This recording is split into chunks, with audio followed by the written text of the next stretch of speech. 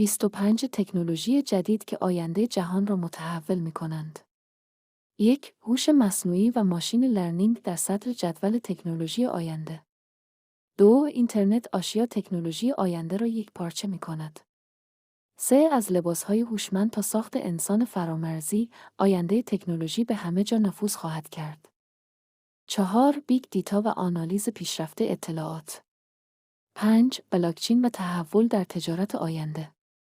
6. رایانش ابری، آینده تکنولوژی ذخیره آنلاین اطلاعات.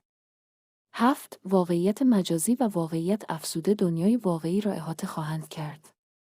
8. دوقلوهای دیجیتالی، همزاد هوشمند در آینده تکنولوژی. 9. اینترنت 5.6 با سرعت نور ارتباط برقرار کنید. 10. ژنومیک و جهش ژنتیکی موجودات زنده، پیشرفت تکنولوژی از گذشته تا امروز. 11. همکاری انسان و ربات در آینده، کاباد. 12. پلتفرم‌های دیجیتالی، ارتباط انسان‌ها را تغییر می‌دهد. 13. هواپیماهای بدون سرنشین و تغییر آینده نظامی. 14. محاسبات و رایانه‌های کوانتومی در آینده تکنولوژی. 15. چاپ 3 بعدی، 4 بعدی و ساخت مواد طبیعی. 16. فناوری نانو و علم مواد، خالق اجسام شگفت انگیز آینده. 17. رابطهای صوتی و چت بات‌ها، تحولی در آینده تکنولوژی.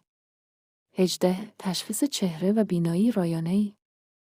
19. امنیت سایبری و تغییر در آینده تکنولوژی. 20. وسایل نقلیه خودران و فناوری لذتبخش برای انسان‌ها. 21. کشاورزی مدرن و هوشمند در دنیای تکنولوژی. 22. گوشت‌های پوشیدنی و لنزهای هوشمند در آینده تکنولوژی. 23. تکنولوژی همجوشی هسته‌ای. 24. گرافن و تکنولوژی ظریف کربنی. 25. تکنولوژی برق بیسیم.